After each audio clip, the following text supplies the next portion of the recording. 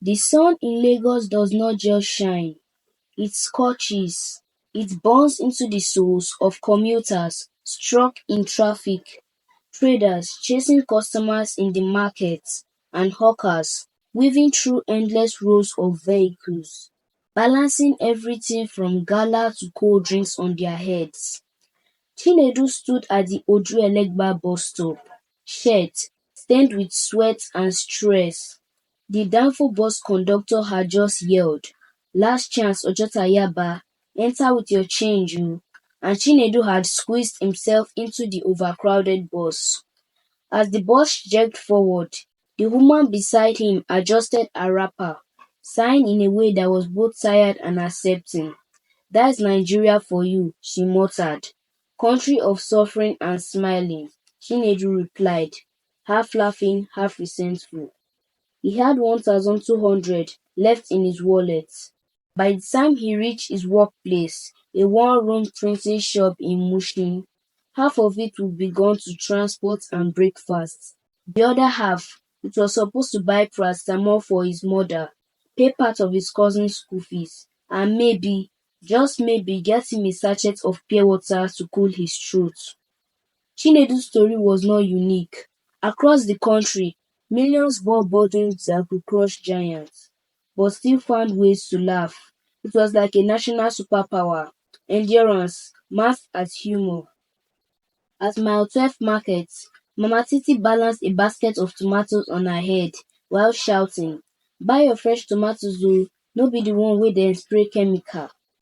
Her voice was hoarse from years of shouting, her back bent from years of carrying, but her eyes still twinkled. Every day, she prayed before opening her stall, prayers for safety, for sales, for survival. Beside her, a younger seller danced to a blaring Davido song from a nearby speaker, spraying deodorant under her arms, between customers. Life was too hard to take everything seriously.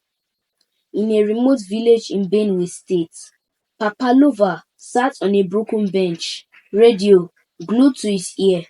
The newsreader announced another electricity tariff hike, and he shook his head slowly.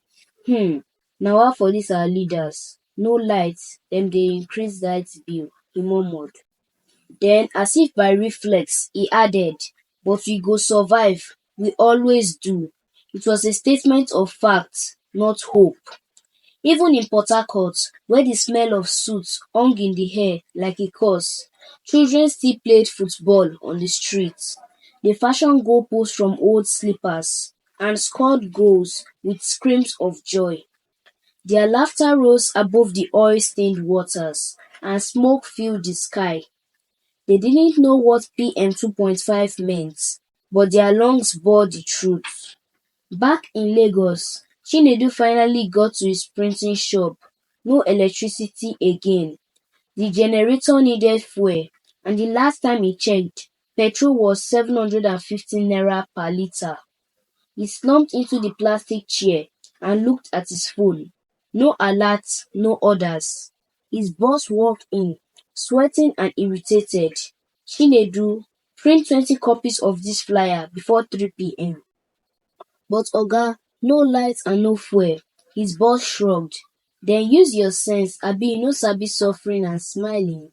They both laughed. What else could they do? At night, Chinedu would go home to his one-room apartment, where 5 other people slept.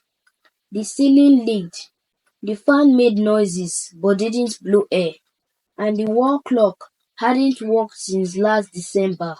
Yet, every evening, neighbors gathered to discuss politics, gossip, and occasionally share a bowl of garri.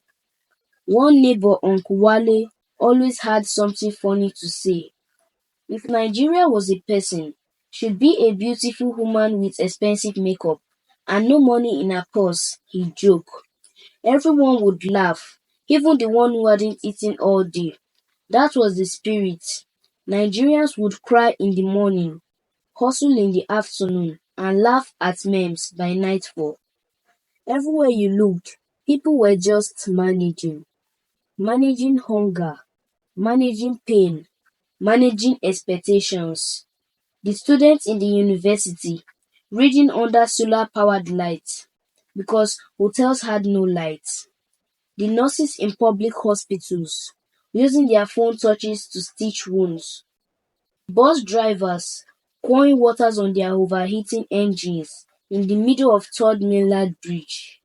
The mothers cooking with firewood because cooking gas was too expensive. The graduates selling recharge card and small chops because no job was waiting. The artists, comedians and skit makers creating joy from chaos. Everywhere there was pain, but everywhere too there was resistance. Laughter in defiance of sorrow, jokes to cover wounds, songs in the face of suffering. Even when the naira crashed and everything from bread to transport doubled overnight, Nigerians still found something to say. A viral meme would rise, a street chant would start, a protest would happen, and then people would return to their lives because there was no other option. You see, in Nigeria, tears and laughter sit at the same table. Suffering and smiling are roommates. It's not because people love pain, it's because survival had become an art, and humor is the brush. Chinedu knows this. Every morning, when he wakes up to yet another day of struggle, he washes his face, puts on his best shirt, and steps into the chaos with a tired but hopeful heart. Because despite it all, there's still joy in small things. The call from a childhood friend, the moment NEPA brings light, the taste of jollof rice at a weekend party, the sound of a baby's laughter, the breeze after rain. That's Nigeria, a place of dreams and disappointments, of hustle and heartbreak, of prayers whispered under mosquito nets, and hopes carried like fragile eggs, of streets where you see suffering etched in every wrinkle, but also smiles painted across weary faces. And so, tomorrow, like every other day, Nigerians will rise. They will complain, they will hustle, they will laugh, they will endure. Because in this country, we do not just live, we suffer and smile. The moral lesson for this story is that laughter is not weakness, it is resistance. Survival sometimes means finding joy in small things. Endurance isn't passive, it is an everyday act of courage. In every hardship, there's a human story worth telling. This is the end of this story. If you enjoyed it, give us a thumbs up and share with your friends.